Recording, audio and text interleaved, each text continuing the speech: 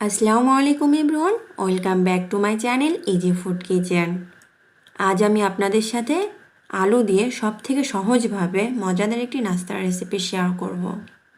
আর আজকের এই রেসিপিটি যদি আপনাদের ভালো লাগে তাহলে ভিডিওতে একটি লাইক দিন আর প্লিজ আমার চ্যানেলটিকে সাবস্ক্রাইব করে রাখবেন। তাহলে চলুন আজকের রেসিপি শুরু করি।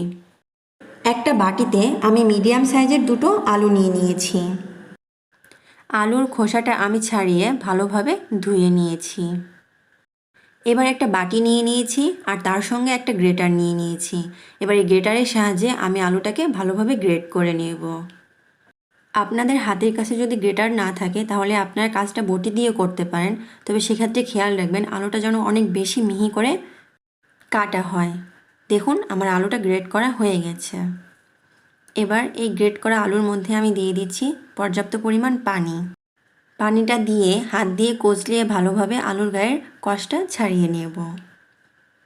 তবে খুব বেশি চেপে পানিটা ছাড়িয়ে নেওয়া যাবে না, আলতোভাবে চেপে পানিটা ছাড়িয়ে অন্য একটা মিক্সিং বলে আমি আলুগুলো নিয়ে নিচ্ছি।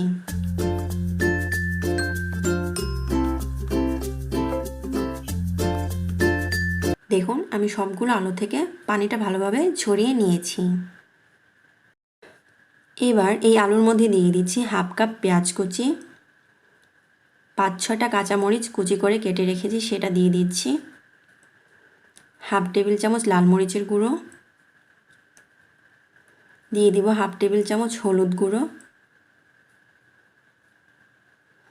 1 টেবিল চামচ জিরার গুঁড়ো, আমি এখানে ভাজা জিরের গুঁড়োটা নিয়েছি, দিয়ে দিলাম হাফ টেবিল চামচ গরম মশলার গুঁড়ো, 1/3 কাপ বেসন আর 2 টেবিল চামচ কর্নফ্লাওয়ার। তবে আপনাদের হাতের কাছে যদি কর্নফ্লাওয়ারটা না থাকে সেক্ষেত্রে আপনার চালের গুঁড়োটা ব্যবহার করতে পারেন। দিয়ে দেব স্বাদ মতো লবণ। এবার সব উপকরণ আমি ভালোভাবে মিশিয়ে নিচ্ছি। উপকরণগুলো মেশানোর জন্য আমার এখানে পানি ব্যবহার করতে হবে না। আলুর গায়ে যতটুকু পানি ছিল সেটা দিয়েই ভালোভাবে মিশানো হয়ে যাবে।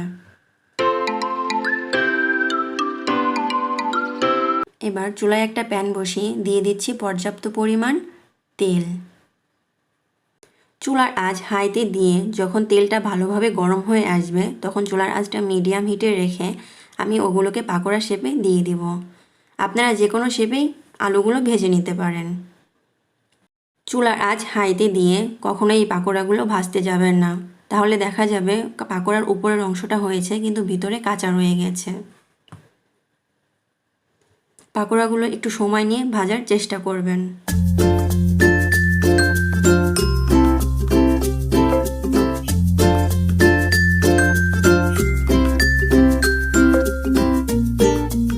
যখন এক পাশ কিছুটা ভাজা হয়ে যাবে তখন উল্টিয়ে অন্য পাশটাও ভেজে নেব। আমি আবারও বলছি আপনারা একটু সময় নিয়ে পাকোড়াগুলো ভাজবেন, কয়েকবার উল্টিয়ে পাল্টিয়ে পাকোড়াগুলো ভেজে নেবেন। আমার মোটামুটি এই পাকোড়াগুলো ভাজতে 7 থেকে 8 মিনিট সময় লেগেছে।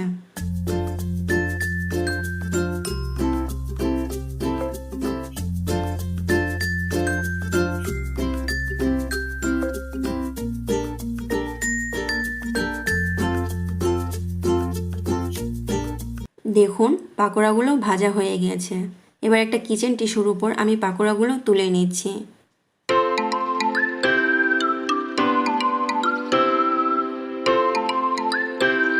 তৈরি হয়ে গেল আমার আলু দিয়ে অসম্ভব একটি মজার নাস্তা। দেখুন এই নাস্তাটি কত বেশি ক্রিস্পি হয়েছে। আপনারা সকাল বিকালের চায়ের নাস্তার জন্য কিন্তু এই নাস্তাটি তৈরি করে নিতে পারেন। ছোট থেকে বড় সবারই ভীষণ পছন্দ হবে। এই নাস্তাটি খেতে কিন্তু অসম্ভব মজার। আশা করি আজকের রেসিপিটি ভালো লেগেছে। আজকের মতো বিদায় নিচ্ছি। আল্লাহ হাফেজ।